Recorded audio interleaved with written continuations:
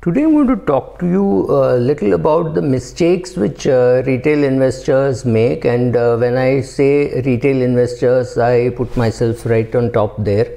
So a lot of learning is from my own past bad behavior, and it is your own past behavior which teaches you things. So first of all, let me tell you my observation as to why people lose money in equities over long periods of time also is simply because they trade too often. You don't need to trade so often. Maybe you need to trade like Sam Manekshaw says, 4-day war, 361 days preparation.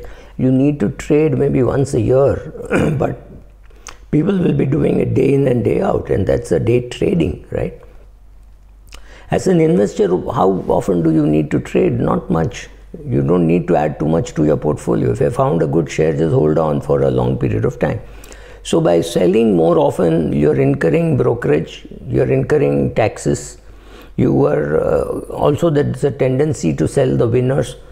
You buy two shares for say A and B for 10 rupees.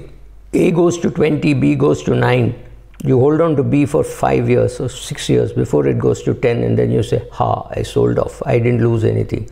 But the A which you sold for 20 and you said, wow, let me take this profit, and well, that's gone to 400, right? So you missed it out. I got a nice Berkshire Hathaway story to tell you, and I'll tell you during this. So some errors are so obvious and some are far more subtle. You don't know whether you should have held on or not held on. The other problem is if you take and your returns that you get in a direct equity portfolio, I'm not talking of a mutual fund portfolio. Most of the returns, in fact, all the positive returns would have come from say 3-4 companies if you're holding 10-15 companies. And all the other companies may have done badly, may have lost money, and all those things would have happened, and you wouldn't have sold off anything. Now, assuming you didn't sell off anything, you've still done well because you didn't sell off the winners also. But if you were to sell one every month, you would have perhaps got rid of the winner, and selling off one winner can be far worse than keeping 10 losers, right? So largely most companies underperform the index. Index is pulled by a few shares which are doing extremely well, which are well managed, which have a high PE, and which is a favorite of all mutual funds. Take HDFC Bank as a case in point now. Is there any mutual fund which dares to say it does not have HDFC Bank in its portfolio? That itself could be the cause of the downfall. That's a different thing, but it is impossible. So everybody has it in their portfolio, and it's a good performer. So there is no reason why you should not have it. But if you had it, if you had bought it in 1994, cross your heart and tell me you would have held on to all the stocks till today. It is almost impossible for us as retail guys to be able to do that. But again, the side is most of the returns come from a few shares, so you should have a concentrated portfolio, and you have to look at that concentrated portion even of your general portfolio and say this is where you made money, right? So great investments are hard to find, so you should not sell it just because you got bored and you say 20 years I've been holding MRF, 30 years I've been holding Colgate. That's fine. I'm sure there are times when it has underperformed, but look at your portfolio carefully. You must be having shares which have just not performed and they're still quoting. If you're lucky that they're still quoting, get rid of it, put it into performers. I don't think there's a better way to illustrate than by reading what Berkshire Hathaway report says in 1995. They talk about buying Disney in 1966 and the market valuation was less than 90 million, and it was earning cash of 21 million pre-tax in 1965, and therefore it was considered to be a great company. So Mr. Buffett did think of it as a great company and bought a reasonable chunk of it. Right, and then the price went, and he bought it at 31 cents a share. Then the price went up, and it was currently quoting at 66 cents.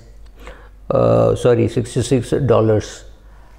So did Berkshire Hathaway make the money? Answer is no. At a 50% profit, which means some 31 plus half of it, so something like 47 cents. He sold it off, and now it is $66. if Berkshire Hathaway had not sold. That is the price of regret. We'll talk about regret separately.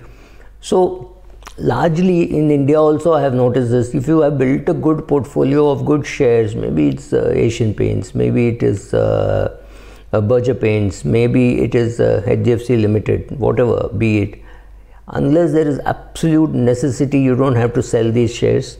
If your portfolio is doing well, you could buy more and more of the same shares. You use all your dividends to buy the same share and fresh allocation again in that, right? So I've been talking a lot about value investing. So that times when you feel that share is overpriced, maybe you should sell off the share and buy something else, or say, I think the market is overpriced, but I'm not in a hurry to sell, but at least fresh money which I'm getting dividend, that I will keep in a liquid account, so that as and when the market corrects, I will have enough money to buy. So I will put that money away and use it, right? So Warren Buffett has also made this mistake of finding an excellent company like Disney but not riding it fully. Have I made those mistakes? Yes, 1993, 94 when Infosys went public. One of the promoters, I wouldn't call him a promoter, sorry, one of the merchant bankers met me and said, it's a great share, you should be buying it. And I remember I was sitting in an office when I knew that the issue had devolved. So that 100 rupees, which was the price, which was 10 plus 90, was not fully received. So they had to, the promoters had to hawk it. I saw them hawking the shares at that price. So I said, this can't be good. And when I was recommended the share, it was about 300 rupees. 100 had already gone to 300 rupees. And the person who told me is a person for whom I have tremendous respect. So I bought the shares, and within 45 days, or maybe a little more, I'm not very sure about the number of days, it shot up to 700 rupees. And I said, wow, this is sensational kind of money. You're making 300 bucks on 300 shares. That's a lakh of rupees. Imagine 1993 or 94, that company had just finished its IPO and the price was going up. And the thing is, after that, I bought and sold Infosys many times, but I never owned it long enough. I think now I have left with about 500 shares, right? So these kind of things happen. People, I sold Hero Motors, it would be called Hero Honda. I made money in Hero Honda, but when Honda left, I was not very sure about the quality of accounting, etc. So I got rid of a big chunk of my Hero Honda shares. I mean, most of it. I think I'm left with almost nothing now, right? So these kind of mistakes you make. And of course, there is taxation, either a 10% tax if it's short term, and so if it's long term, and 20% tax if it is short term. So that is, you have to be careful about that. And also remember that the importance of taxation is not something which you will feel now, but later on when you're calculating your return, you will realize how hurtful it was. So makes no sense unless you hold it in a tax-free zone, right? Thank you.